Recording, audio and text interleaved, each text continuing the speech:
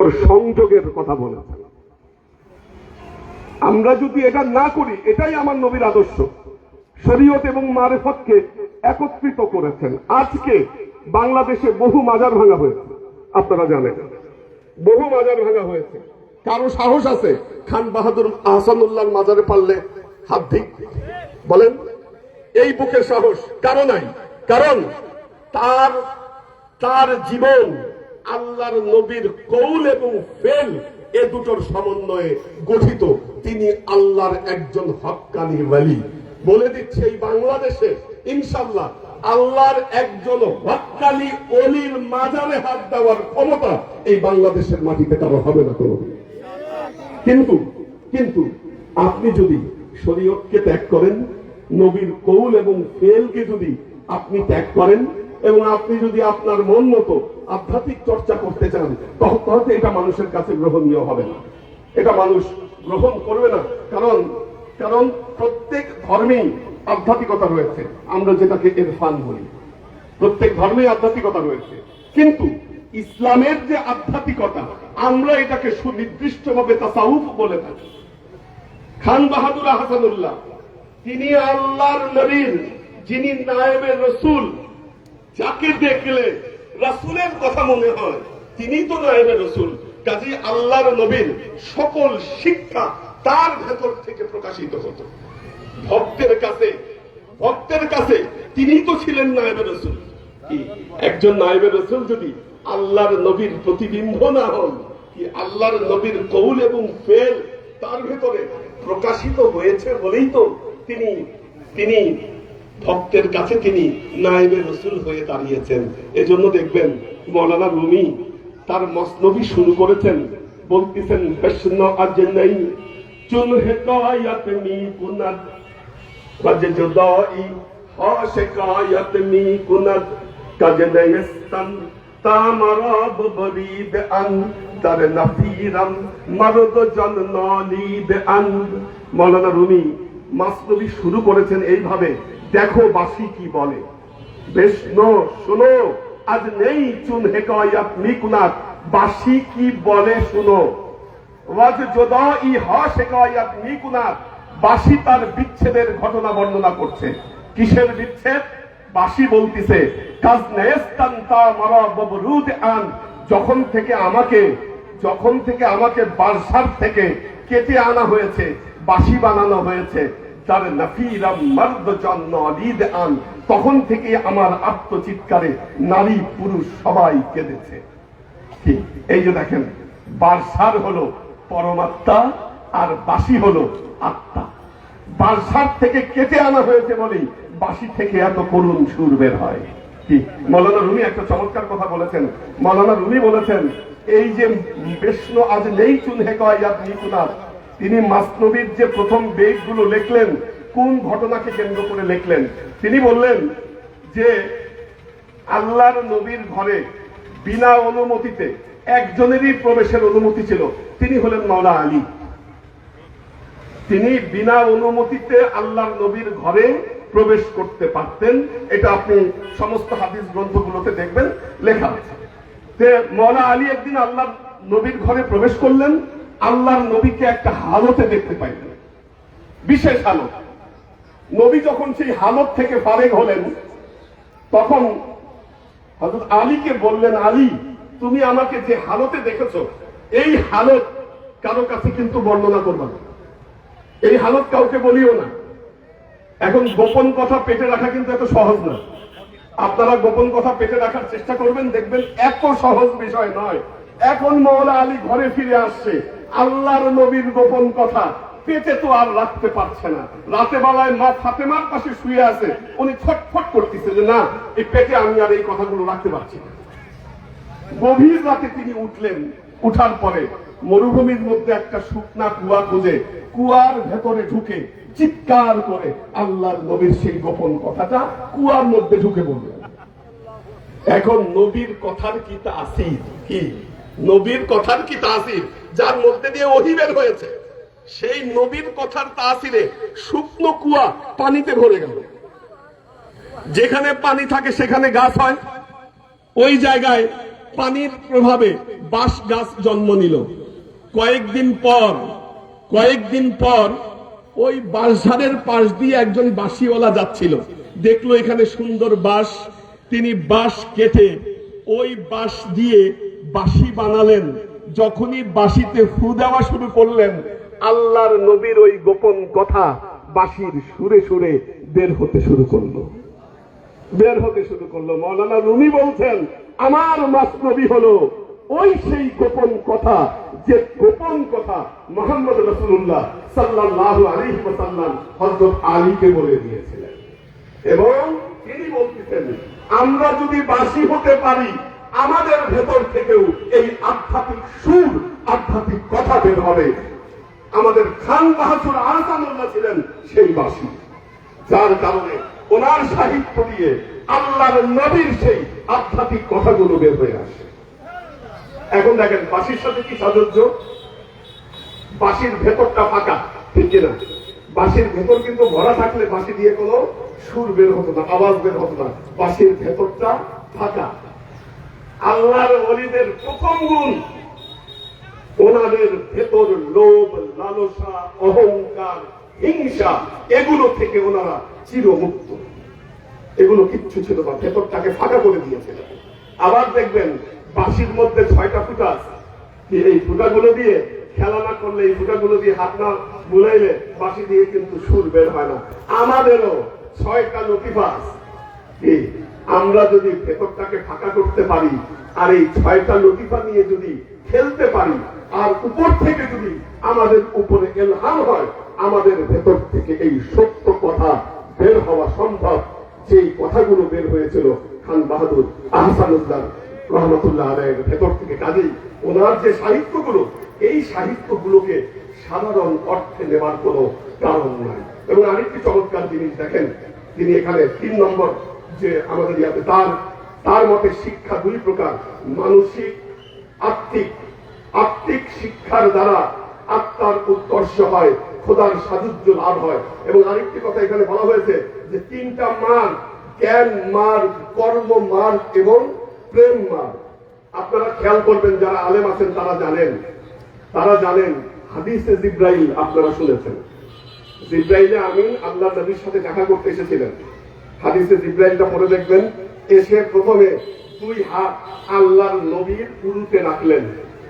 তার মানে বুঝাইলেন, জ্ঞান শিক্ষার আগে আদব শিক্ষা করো।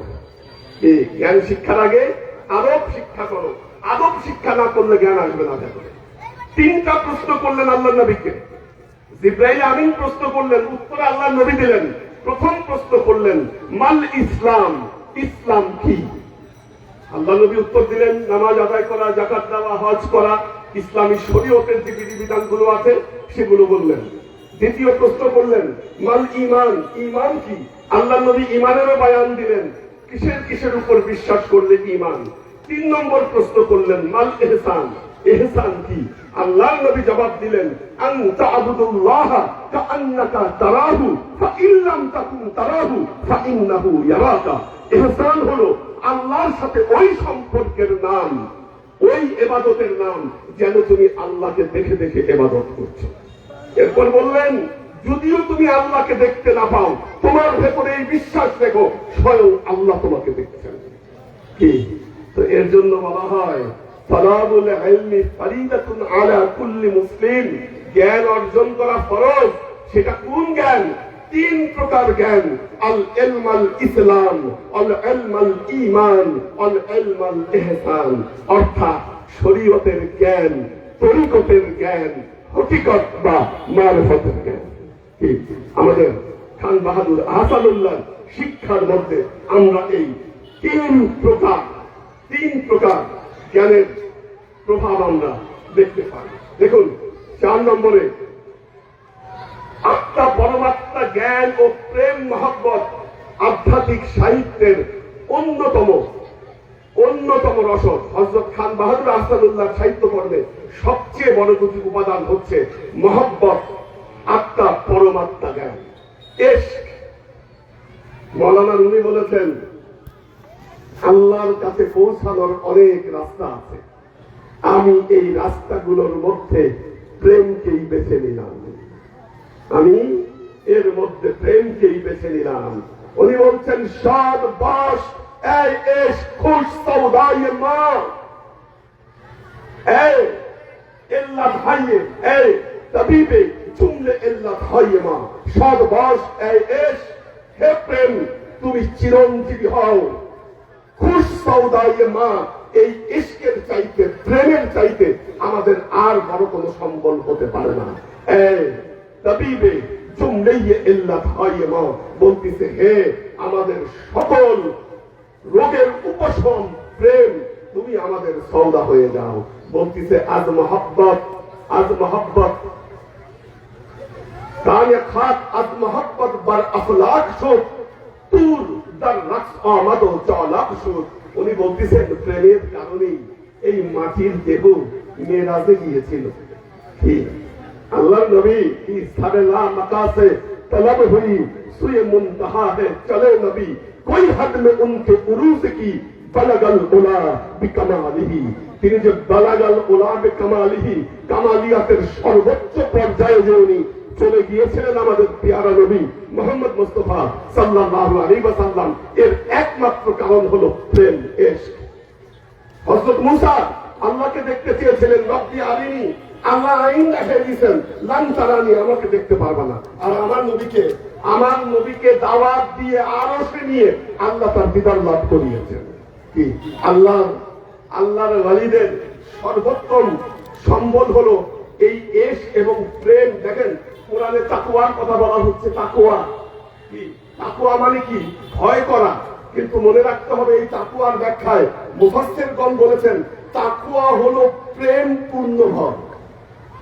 তাকওয়া মানে এমনি ভয় না, আপনি চুরি করছেন চোরের মতো আপনি ভয়ে থাকবেন, ওই ভয়ের নাম তাকওয়া না। তাকওয়া হলো প্রেম পূর্ণ ভয়। কি? আর যখন বান্দার সাথে আল্লাহর এই সম্পর্ক হয়ে যায়, আপনাদের কাছে অনুরোধ, খান বাহাদুর আহসানুল্লাহর এই সাহিত্য কর্মগুলো আপনারা কেন এগুলোকে আপনারা মোতালা করবেন, তার কারণ হলো এগুলো আল্লাহর ওয়ালিদের কালাম। যখন আল্লাহর সাথে একজন বান্দার সংযোগ হয়ে যায়, সেই বান্দা আমাদের খোদা প্রাপ্তির মাধ্যম হয়ে যায়। মাসরুমিত আচ্ছা আমার সময় আছে কত, 2 মিনিট আমি শেষ করছি। তো একজন রাখাল, মওলানা রুমি এটা বর্ণনা করছেন যে একজন রাখাল রাস্তা দিয়ে হাঁটতেছে, বলতেছে আল্লাহ আমি এতদিন তোমার ইবাদত করলাম, বন্দেগী করলাম, আমি তোমারে কোনোদিন চোখে দেখলাম না। যদি তোমারে আমি চোখে দেখতাম, আমি তোমার মাথার চুল আশ্রয় দিতাম, আমি তোমার জুতা সেলাই করে দিতাম, আমার ছাগলের দুধ দোহায় আমি তোমাকে খাওয়াইতাম। এইভাবে কথা বলতেছে আর রাস্তা দিয়ে হাঁটতেছে। হযরত মুসা পাশ থেকে এই কথা শুনেছেন, শুনে বলতেছেন বেয়াদব তুই তো শিরক করছিস, আল্লাহর চুল আশ্রয় দিবি, আল্লাহর জুতা সেলাই করে দিবি, আল্লাহকে তুই তোর ছাগলের দুধ খাওয়াবি, আল্লাহকে এগুলোর জন্য বসে আসতে তুই বেয়াদবি করছিস। রাখাল হযরত মুসার কাছে হাত জোড় করে বললেন হুজুর আমার ভুল হয়ে গেছে, আমাকে আপনি মাফ করে দেন। যেই না রাখাল একটু দূরে চলে গেছে, আল্লাহ হযরত মুসার কাছে ওহী পাঠিয়ে দিয়েছে। ওহী আমার সুয়ে মুসা আজ খোদা বান্দেয়ে মা আজ রাসমা কারবি জুদা। আল্লাহ বললেন মুসা তুমি কি করলা, আমার মহব্বত থেকে আমার বান্দাকে তুমি জুদা করে দিলা, বিচ্ছেদ ঘটায় দিলা আমার বান্দাকে। তু বারাইয়ে ওয়াসাল কারদান আমাদি না বারাইয়ে ফাসাল কারদান আমাদি। হে মুসা আমি তোমাকে পাঠিয়েছি আমার বান্দার সাথে তুমি আমার মিলন ঘটায় দিবা, আমার সাথে বিচ্ছেদ ঘটাবা, এই জন্য আমি তোমাকে পাঠাই নাই।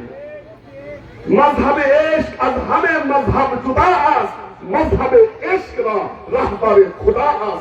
প্রেমের মাযহাব পৃথিবীর সব মাযহাবের চাইতে ভিন্ন। যখন একজন মানুষ এই প্রেমের মাযহাবে বিশ্বাসী হয়, তার রাহবার হয়ে যান স্বয়ং আল্লাহ তাআলা। আল্লাহ তাআলা এইবার মুসা দূরে খুঁজতেছেন কোথায় সেই রাখাল। রাখালের কাছে গিয়ে বললেন যে আমার ভুল হয়েছে রাখাল, তুমি যা বলতেছিল বলো। আজ আদাতো তারতিব মাজু হানছে মি খাহাত দেলে তঙ্গাত বাবু। তোমার কোনো আদব তারতিবের দরকার নাই, তোমার যা মনে আসে তুমি বলতে থাকো। এইবার রাখাল বলতিছে আমার আর আল্লাহকে দেখানো দরকার নাই, তাকে দুধ খাওয়ানোরও দরকার নাই, আমার সাথে আল্লাহর কি সম্পর্ক আমি বুঝে গেছি। কারণ আমি সামান্য রাখাল, আমার কথায় বাধা দেওয়াতে তোমার মতো নবীকে আল্লাহ ধরে বসছে, তার মানে আমার সাথে আল্লাহর একটা সম্পর্ক আছে। কি এই প্রেমের দ্বারা এই সম্পর্ক উপলব্ধ হয়।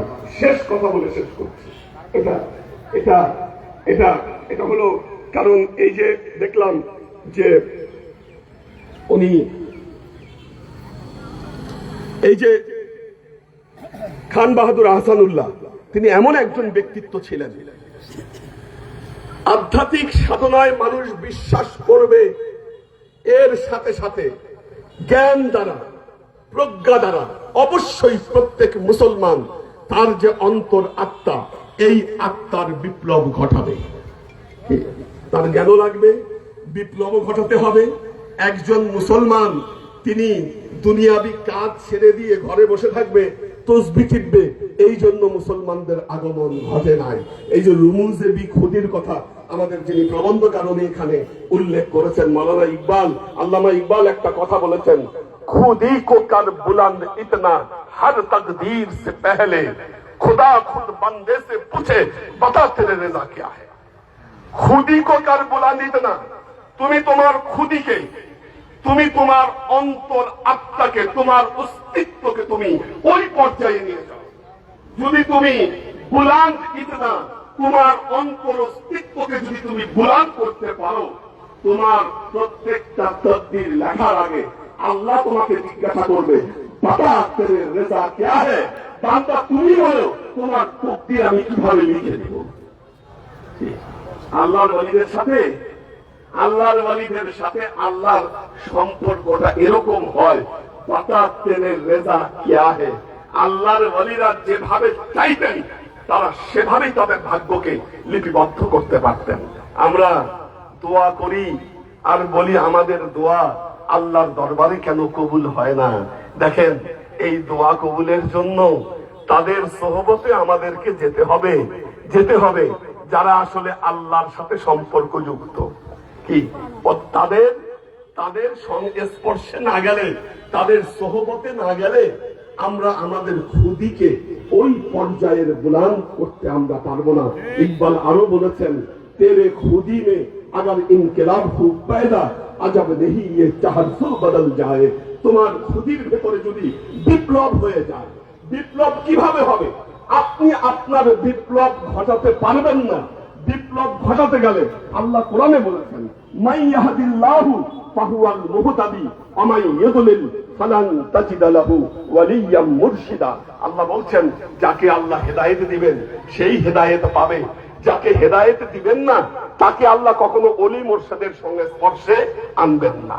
কাজে আল্লাহ চায় যাদের ভেতরে বিপ্লব ঘটুক, যাদের খুদির উন্নতি ঘটুক, তাদেরকে কি করে কোনো না কোনো ভাবে আল্লাহ তাদেরকে এনে এই আল্লাহর ওলিদের সহচর্যে নিয়ে আসে।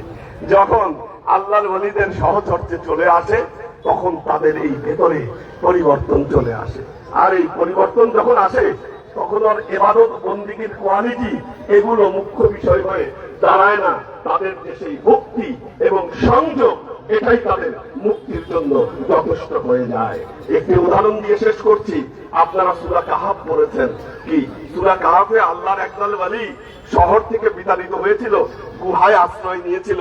দেখবেন তাদের ভেতরে একটা কুকুরও ছিল। কি একটা কুকুর। আল্লাহ এই কুকুরকে জান্নাত দিবে। এই কুকুর কয় রাকাত নামাজ পড়ছে জীবনে, কয়বার তাসবিহ পড়ছে এই কুকুর। এই কুকুরের কি আমল আছে? এই কুকুরের আমল একটাই, আল্লাহর ওলিদের সোহবতে তারা ছিল। এই সোহবতে সালে তোরা সালে কুনা, সোহবতে সালে তোরা সালে কুনা। শেখ সাদি খুব চমৎকার ভাবে বলেছেন, সৎ স্বর্গে স্বর্গবাস, অসৎ সঙ্গে সর্বনাশ। মাওলানা রুমি বলছেন, হর কে খাহাদ হাম নশীনাত বো খুদা গো নশীনাত বো হুজুরে আউলিয়া। এক জামানা সোহবতে বো আউলিয়া বেহতরা সাদ সাল তোআতে বিদিয়া। যারা আল্লাহর সহচর্যে যেতে চায়, হর কে খাহাদ হাম নশীনাত বো খুদা গো নশীনাত বো হুজুরে আউলিয়া। তারা যেন ওলি আউলিয়ার সোহবতে গিয়ে বসে। এক জামানা সোহবতে বো আউলিয়া, এক মুহূর্ত আল্লাহর ওলিদের সোহবতে থাকা। বেহতরা সাত সাল তাআতে বিরিয়া, শত সহস্র বছর নির অহংকার ইবাদতের চাইতে সেটি উত্তম। মৌলানা রুমি বলতেছেন, গারতু খারো সঙ্গ মরমার সবই চুনবে সোহবতে দিল রসি গোহার সবই। তুমি যদি পথের ইট হও, কাঁটা হও, মার্বেল পাথর হও, যখন আল্লাহর ওয়ালিদের সঙ্গে স্পর্শে যাবা তুমি মণিমুক্তায় পরিণত হবা। আল্লাহর কাছে আরজ করি, আল্লাহ যেন আমাদের তকদিরে এই নসিব জারি করেন। ওলি আউলিয়ার সোহবত থেকে, সংযোগ থেকে, তাদের সাহচর্য থেকে আল্লাহ যেন কখনো আমাদেরকে দূরে না সরিয়ে দেন। আমি আবারও ধন্যবাদ জানাচ্ছি প্রবন্ধকারকে, একটু সময় বেশি নেওয়ার জন্য দুঃখিত। আসসালামু আলাইকুম ওয়া রাহমাতুল্লাহি ওয়া বারাকাতুহু।